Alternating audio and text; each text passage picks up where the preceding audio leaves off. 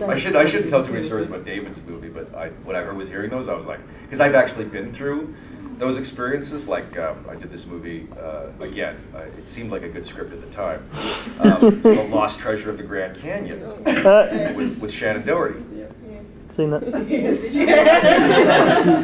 Seen it? Do I need to say anything more? I mean, but I'd never been through and the same thing when I shot this movie last year in Tasmania called Arctic Blast. Oh my. When you go, this is a doable script, they couldn't possibly screw this up. Oh yeah, baby. Oh yeah, Lost Treasure of the Grand Canyon. I mean, the script bore no resemblance to what we were filming. Where you're running down the hallways and it says the 8 natives chase after them and fire blow darts, blah blah blah blah. Director hasn't even seen the set before. We're in this, this metal tin shed right off of the highway right off of the highway, where 18-wheelers are rumbling by. So all you're just hearing nonstop every 2 minutes. The sound of the air brakes going by. You're like, oh my God, I can't even hear anybody in here. The 8 natives, well, we could only afford 2. But it says in the script, they each take down 4 of the natives. One of them stabs him, blah, blah, blah, and he shoots one, and then the other tackles, blah, blah, blah, to the ground. And you go, and this is still in the script, in the sides of the day. And, well, we've got these 2 guys. So the director would come to me and go, Michael, what do you want to do? What do I want to do? To pack up my shit and go home. Are you kidding me? I said, why are we running from these guys? We should just stop and kick their ass. Running after us with, because we can't do blow darts because we had nothing set up, so it was like they're carrying spears. Or we got guns and all sorts of stuff here, knives, and there's 8 of us, and there's 2 of these guys chasing after us. So if you watch the film carefully enough, you'll see one guy go down several times. Just watch closely for the identifying symbols on him, and you'll find that there wasn't that many natives. The same guy might have rounded the corner and they reversed the film where it looks like he's rounding a different corner, but it's the same shot where they've reversed they flipped the film. That kind of stuff where you're like, oh my Lord. Yeah, it was something. Men in diapers chasing after you through cardboard hallways. It was like somebody had called you up and said, hey, I got this great film, we can shoot it in my garage, want to come over? Yeah, there's some Ed Woodisms that were going on there. I don't want to get into the one in Tasmania because that just defies description.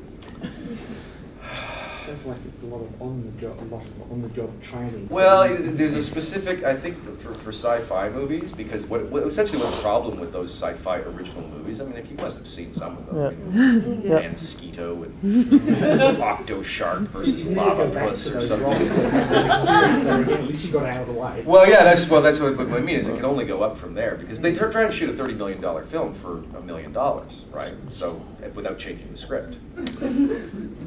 Then they hand it to the director, and then when he screws it up, they go, oh, he screwed up. What I tell you, we'll hire him again. So, yeah, there's been a few of those running around. So the bottom line in the future is don't trust the script. If they say it's a sci-fi movie, ask them what the budget is, and then just, make your decision from there. Are you doing any writing? Any what? Any writing at the moment? No. No, I have. My wife and I are kicking around an idea for a pilot, and we're talking to David Hewlett about it, but it's just an idea at this particular point. Yes? Do you find that when you're working on Stargate and your wife, I'm not sure if she was working on Andromeda at the same time, so do you find that, because of the amount of work that you do, that it sort of interrupted your family time or relationship? Well, when we first met, it was kind of ideal. I had, my child was with my ex, and they were living in LA, and so I was just filming in Vancouver. When I first met her, it was kind of ideal. She was working on a series. We were working relatively close schedules and the same kind of hours, so it was perfect. And after we started having kids, then the main problem was I was always away, and she was always at home, and so that became a thing. And me being away, like now, is not conducive to family time. So it was a bit of a problem. What we found when we were working together on Stargate, after we'd had my daughter, is that at that time, with the introduction of a child into the household, this being at work was actually the only time we actually got a word in edgewise to talk to each other about stuff, so we could actually hang out like grown-ups again, and so that was kind of a neat process. And then we had another kid, and everything went to hell after that. Yeah. So now, what's really great now is we have a lot of time with the kids. That's what makes it so hard. I've been away for a month now, which before I would have been used to, but now I'm really used to being at home, so I miss my babies. You should listen to Stargate. I avoid just saying that opening bit with Adam Baldwin talking about how he ended up with 4 kids. Yes, I know. It's absolutely true. They make them so cute so you don't strangle them in their sleep, isn't that right? Yeah, I know, I like that speech. That was a good speech. You should have listened. Yeah, well. Things happen. Not all of us were arranged, if you know what I mean. So with your wife and Hewlett, they worked together for a year or so, did they, on Traders? Oh, they didn't work together. They worked near each other. They worked, okay. Yeah, I think Hewlett was always locked in some closet somewhere on the show. And Lexa worked on the show. She did a lot of work with Peter Stebbings, I think, on that particular season. I don't think their storylines ever crossed. I mean, she knew him, she'd met him, but they never really worked together in that show. Oh, okay. Oh. Traders was a Canadian show that both Hewlett was on and my wife was on at a certain point. It played here. It played here? It played here. It did? It played at 10:30 at night, and they didn't advertise it, just the word Traders, and it played just after another thing had finished that it was an online trading thing.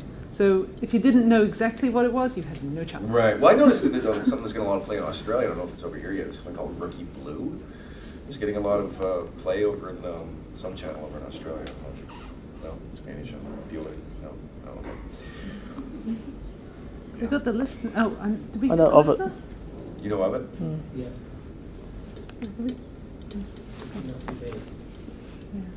I read for it. I read for one of the parts for it.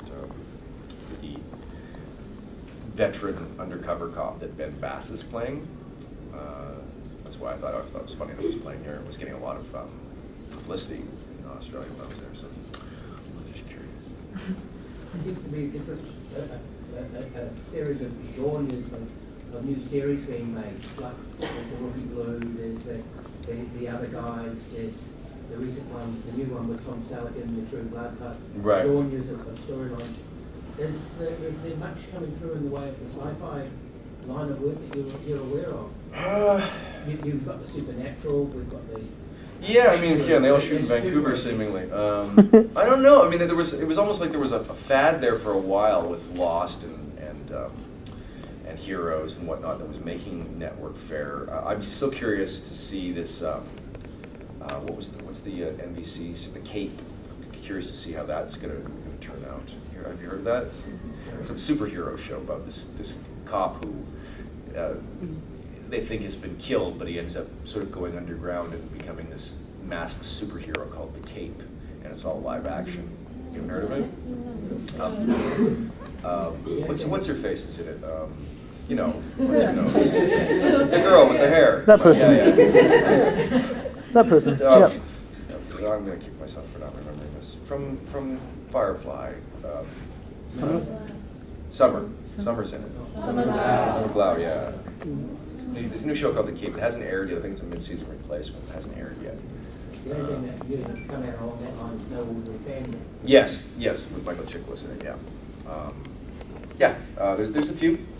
I think I would expect, the thing is, I would expect to see a few more given the rate at which the technology is increasing to give more cheaper visual effects for the small screen. I'm gonna suspect that the proliferation of superhero shows is probably going to increase. Whether or not science fiction stuff does, I don't know. There always seems to be